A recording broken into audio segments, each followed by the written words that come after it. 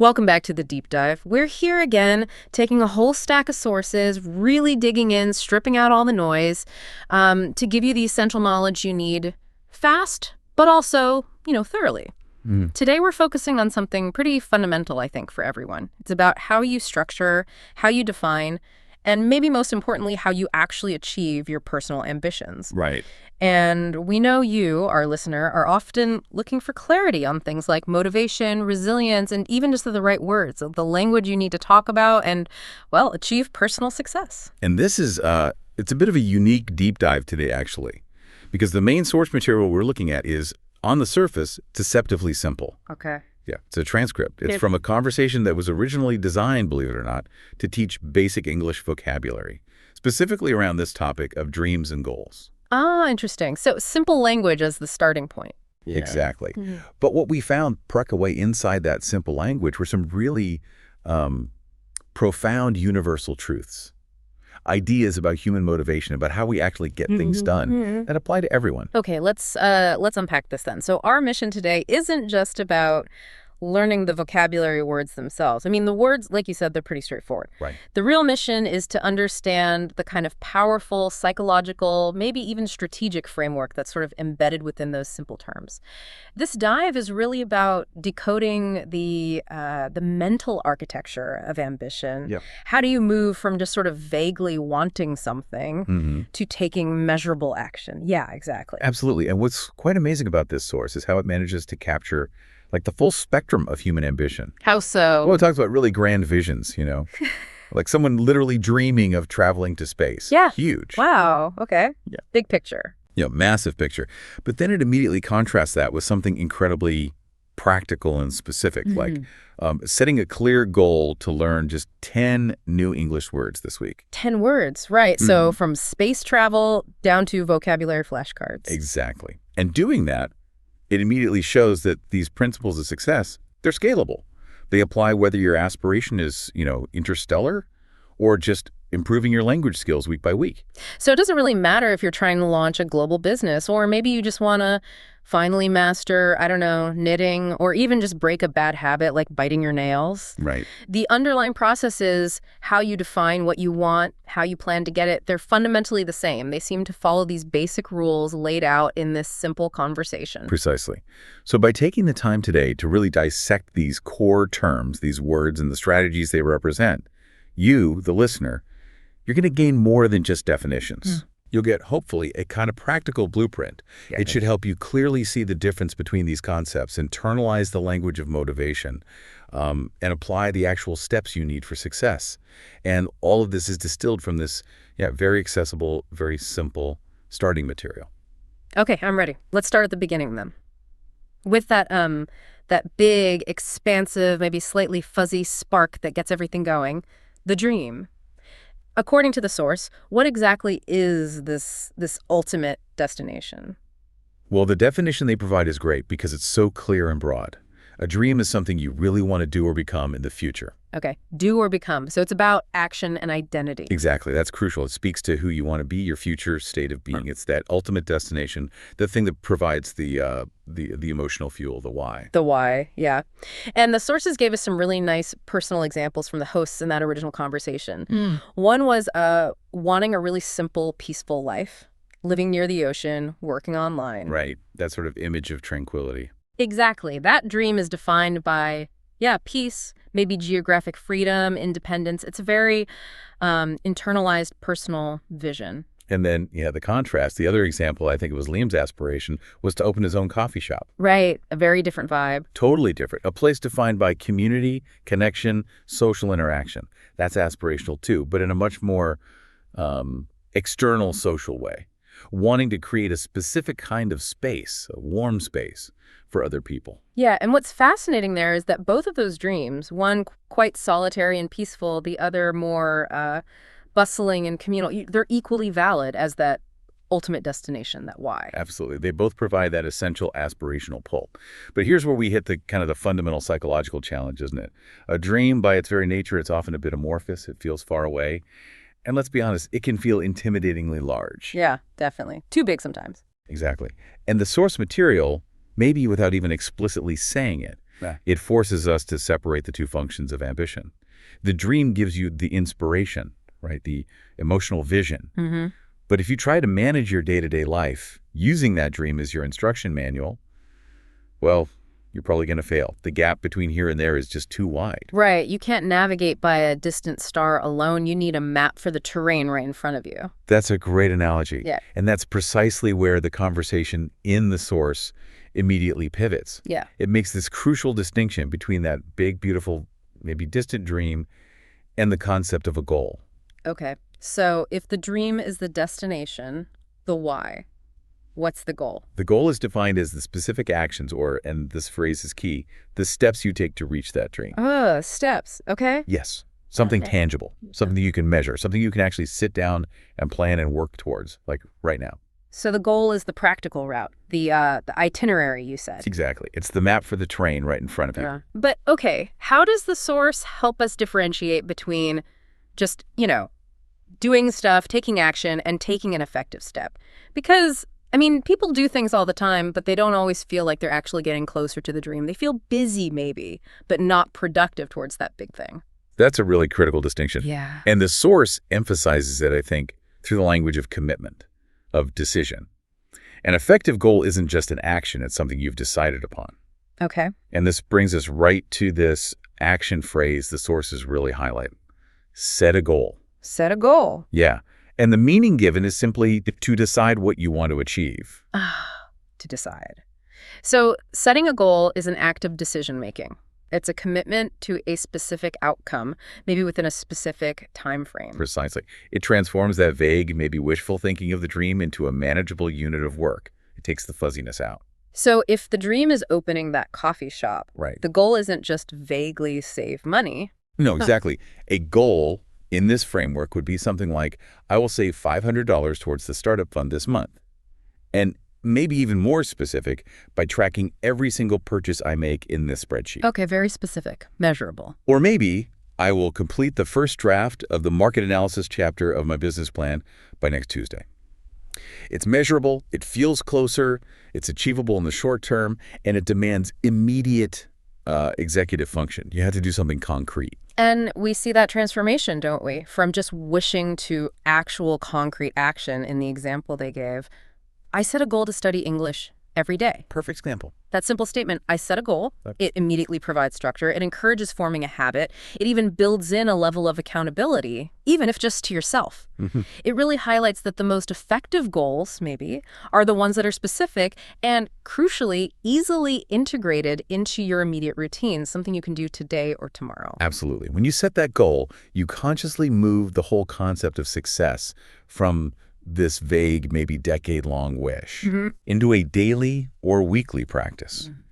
And that mental shift is just fundamentally critical for any kind of real achievement. Yeah.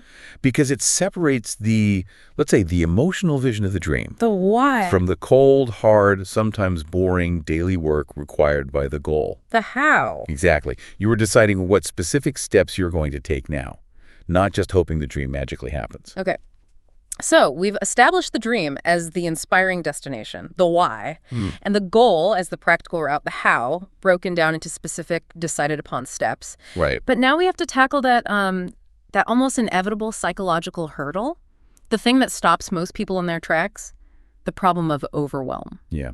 This is the big one, isn't it? Yeah. There's that moment, as the source points out, where so many people just give up. Why? What happens there? Well, it's the sheer perceived distance, the gap between where you are right now and where that dream seems to be. The goal, even if you've broken it down, maybe still feels too big, or the road just looks incredibly long and difficult. And that cognitive load, just contemplating the massive scope of the effort required, it can cause a kind of mental paralysis. You just freeze. Yeah, analysis paralysis or just sheer exhaustion thinking about it. Exactly. And this insight that the perceived size of the task is often the main psychological blocker. This is precisely why the sources immediately recommend this core strategy. It's about continuous, sequenced action, and it's perfectly encapsulated in this key concept, step by step. Step by step. Okay. The vocabulary definition given is beautifully simple. Slowly, one thing at a time. Slowly, one thing at a time. That sounds like the antidote to overwhelm right there. It absolutely is. It's the anti-overwhelm philosophy. It respects basic human limitations. We can't do everything at once. And maybe more importantly, it champions consistency over, say, unrealistic bursts of speed or intensity. Okay, let's dig into that a bit more. Because this concept feels like the mechanical engine of achievement. How does the source illustrate this? Well, they use the perfect example.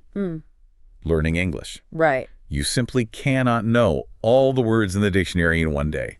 It's impossible. You must progress step by step. If you try to cram, say, 1,000 words at once, your brain just shuts down. Your retention plummets, you feel exhausted, you burn out, and you'll probably quit. Precisely. But if you learn, say, 5, maybe 10 new words consistently every single day, over time you succeed. It almost feels effortless in comparison because each individual step is manageable. So this principle, step by step, it's really the only mechanism through which genuinely large achievements are built. It's about breaking it down and sequencing it. I think so. We're really discussing a philosophy here where consistency fundamentally beats intensity every time over the long haul. Right, the tortoise and the hare. Kind of, yeah. It allows you to transform these massive, maybe frighteningly large goals into much smaller, more manageable habit formations. You shift your focus. You stop staring at the finished skyscraper, and you focus on the process of just laying one single brick correctly today. That framing also seems to provide a lot more flexibility psychologically. If you're focused on the process step by step, well, you can afford to have an off day, can't you? You might miss laying your brick perfectly today or skip a day even. Exactly. As long as the next day you pick it up again, you take another small step, it becomes more about maintaining overall forward momentum rather than achieving perfection in every single step. That is such an essential takeaway from this. Look at the example they gave of, I think it was Mia's goal. She aimed to improve her Spanish step by step. That framing immediately gives her permission. Permission to have setbacks, to make mistakes, maybe to forget a word she learned yesterday. But she can still maintain that overall forward motion. Her focus is on the consistent act of showing up and taking the next step, not on achieving instant mastery. Which connects directly back to you, the listener. Whatever your massive, exciting dream is, maybe it is launching that business or mastering a complex musical instrument or moving to a new country. The real power we're extracting from this simple source material today is that it forces all of us to stop just thinking about the glamorous finished product and start focusing intensely on the smallest possible unit of action. What's one tiny thing you can actually do in the next 24 hours? It's that old saying, isn't it? How do you eat an elephant? One bite at a time. One bite at a time. The strategy of step by step provides the mental structure you need to actually take those bites consistently without choking on the enormity of the task. Okay, so we've got the dream for inspiration, goals for direction, and the step-by-step method for execution. Now, let's shift gears a bit, moving from strategy to internal mindset. Right. We hit this reality check that the source is mentioned quite directly. Motivation, well, it's not a constant. It can go up and down. Yeah, this is crucial. If your entire plan relies on feeling inspired or feeling motivated every single day to do the work, well, you're pretty much guaranteed to fail eventually because nobody feels motivated all the time. Life happens, you get tired, you get discouraged. Absolutely. So even the greatest strategy in the world, the best step-by-step plan, it's useless if you can't actually show up consistently to do the work, especially on those days when you really don't feel like it. So how do we handle that? How do we engineer maybe external and internal supports to battle that natural ebb and flow of energy and enthusiasm? Well, the source introduces another key phrase here, one we need to really understand and master. Stay motivated. Stay motivated. Okay, what does that mean in this context? The definition given is to keep your energy and interest high. And notice the verb there, keep. It implies it's an active effort. Ah, right. You don't just passively receive motivation like catching a cold. You have to actively cultivate it, structure things to maintain it. Exactly. You have to work at staying motivated. And the practical, very relatable tips for how to actually do that offered in the source are powerful precisely because they're so simple and down to earth. What were they again? I think Mia mentioned a few things she did for her English learning goal. Yeah, her strategies included things like watching English movies, talking to friends about her progress, and importantly, incorporating rewards for herself. Okay, let's break those down a little. Why do those seemingly simple things work psychologically? Watching English movies. Well, that connects the learning process, which can sometimes feel like a chore, directly to pleasure and entertainment. Right. It's using something inherently enjoyable to reinforce the goal. It prevents the study process from feeling like just pure drudgery. It adds context, immersion. It makes it feel more relevant. Okay, that makes sense. And talking to friends. There's a huge one, I think. First, it makes the process social. It makes it supportive. It taps into our basic human need for connection. Yeah, you don't feel so alone in the struggle. Exactly. And maybe even more importantly, it provides a feedback loop. You're practicing the language, maybe, or you're venting your frustrations about the challenges, and hopefully you're receiving encouragement back. It turns what could be a solitary struggle into more of a shared journey. And the reward system, that sounds almost manipulative, or is it genuinely helpful? Oh, it's incredibly helpful. It's like the hidden engine of long-term consistency. Even if the reward is something really simple, like the nap that Liam joked about taking after studying. He joked about it. But that structured self-care, that deliberate pause and reward after effort, it reinforces the positive behavior. It's basically Pavlovian conditioning, but for your own goals. So you're training your own brain. Pretty much. You're creating this crucial cycle of positive reinforcement.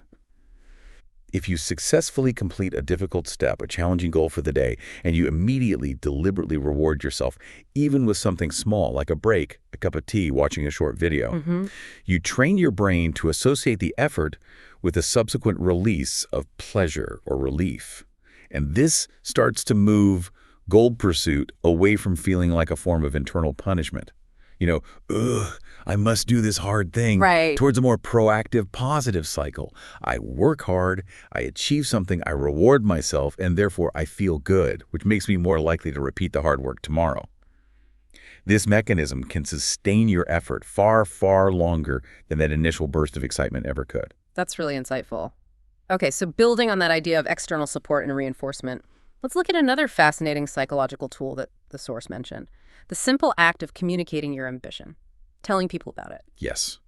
The vocabulary word here is simply share, defined straightforwardly as to tell or give something to others. Okay, simple definition. But what's the deeper implication here for achieving goals? Well, the source explicitly states it. Sharing your dreams, telling people about them, actually helps you reach them.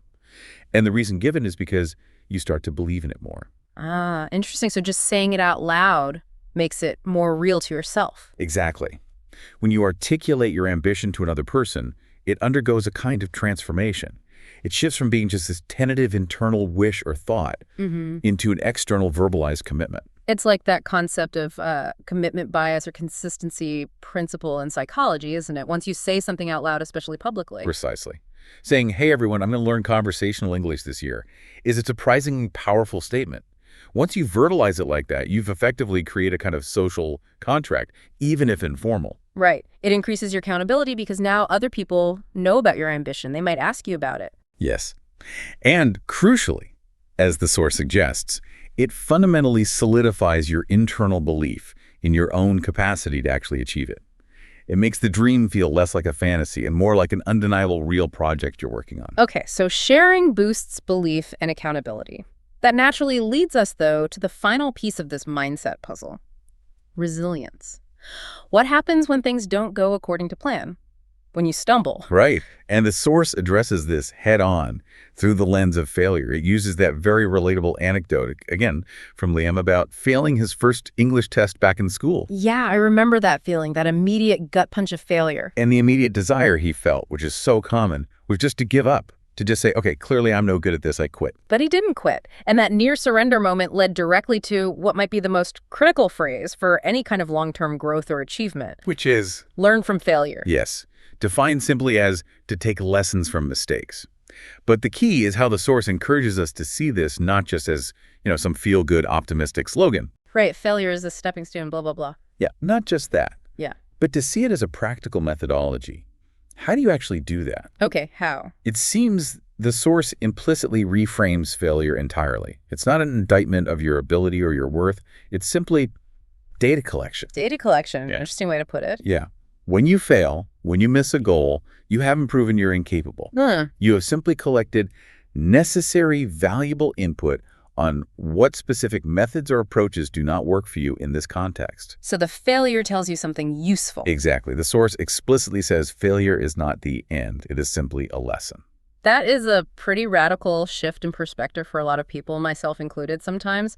Instead of experiencing failure as this moment of shame or judgment or proof of inadequacy, you should try to experience it as a moment of necessary course correction, like a scientist whose experiment didn't yield the expected result. Precisely.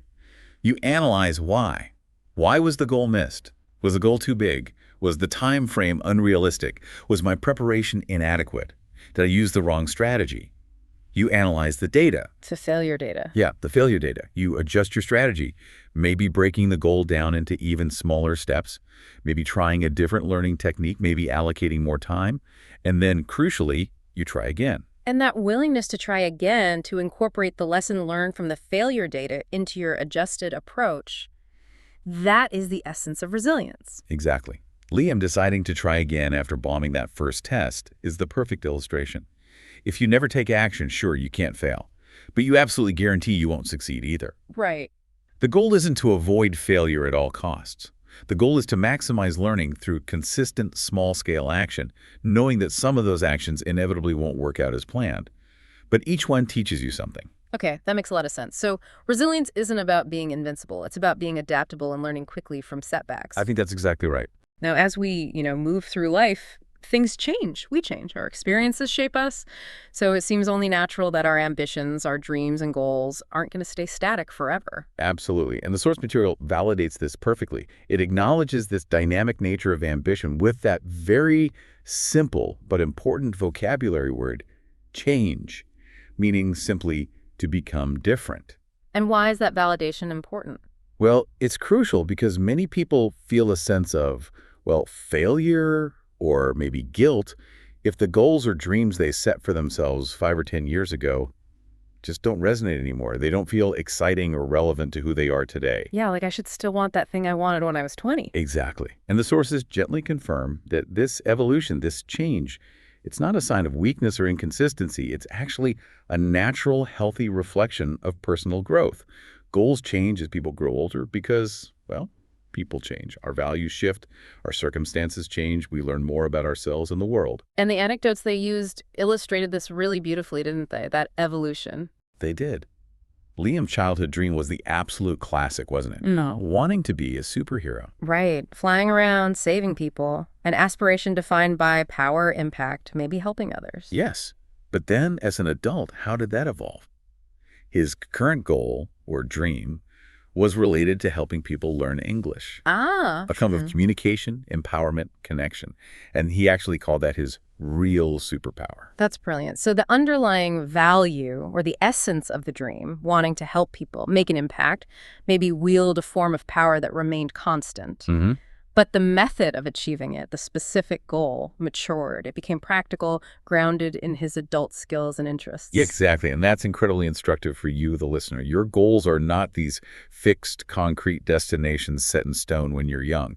They are, or they should be, living reflections of who you are and what you value right now. So if that dream job you were obsessed with back in college no longer appeals to you after 10 years in the workforce, that's not a failure. It's not a derailment. No, it's actually evidence that you've grown. You've learned, and you likely need to adjust your goals, maybe even your core dreams, to align with this new, more experienced version. Permission to change your mind, or rather, permission to let your goals evolve with you. It is. And even as the conversation touched on these grand, evolving lifetime dreams, it did a really good job of grounding itself again by reviewing some very current, very specific goals that speakers had right now. Right, reinforcing that this whole system dream goal step by step applies at every single scale, big or small. Exactly. Mia's current goal, as mentioned, was practical and focused, simply to improve her Spanish, a skill-based goal. And Liam's example was great because it showed that goals don't have to be these huge, world-changing professional endeavors at all. His current goal was just to drink less coffee. Yeah. A small, personal habit formation goal, but still a goal.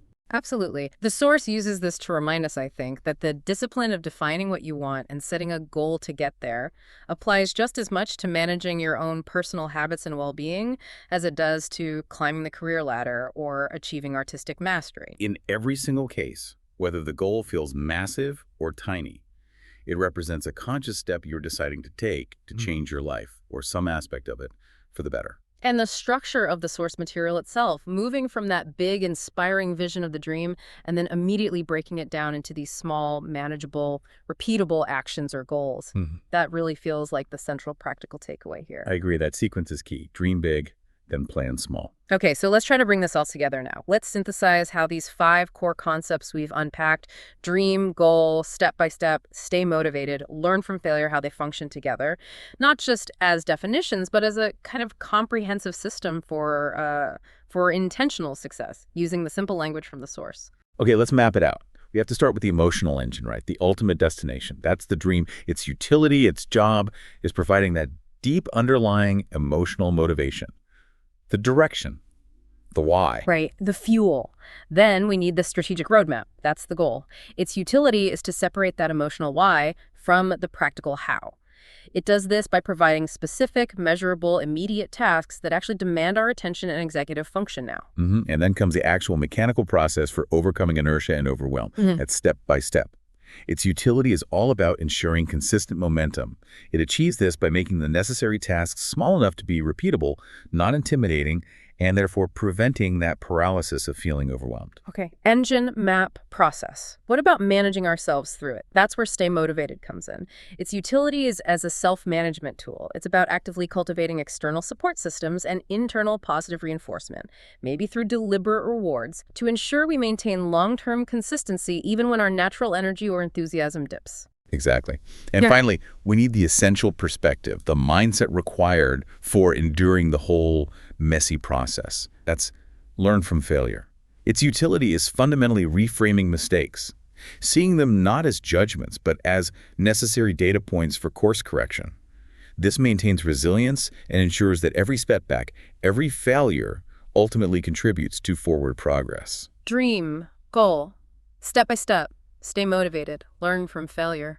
Wow. This deep dive has really shown, hasn't it, that sometimes the most powerful concepts for living effectively are wrapped up in the simplest language. Absolutely. It's not about knowing fancy jargon. It's about understanding the intention and the strategy behind these basic building blocks. And the final piece of actionable advice from that source material feels like the perfect call to action for you, the listener, right now. What was that again? It was simple. Write it down, say it out loud, and take one small step today. Ah, yes. That immediacy. That's the essential component, isn't it? Don't just think about it. Don't wait until you feel perfectly motivated or divinely inspired. No waiting. No. The source material, simple as it is, serves as this powerful testament to the fundamental value of tiny, immediate action. And if we connect this right back to the bigger picture, it really raises an important, maybe provocative question for everyone listening. Okay.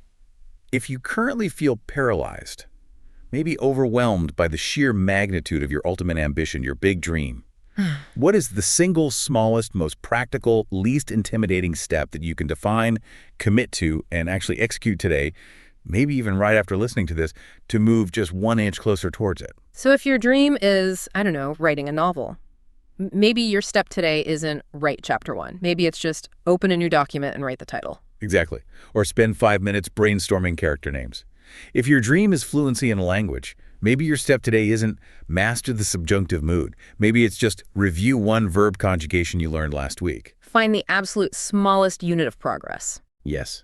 Because remember, even the biggest, most complex, most awe-inspiring dream ultimately starts with that one simple goal, that one tiny first step, executed consistently, step by step. Don't let the sheer size of the vision paralyze you into inaction. Just focus right now on deciding and taking that very next, very small step. A powerful reminder. Thank you for joining us for this deep dive into the surprisingly profound language and methodology of dreams and goals. Keep focusing on those small steps, make them happen today, and we'll see you next time on The Deep Dive.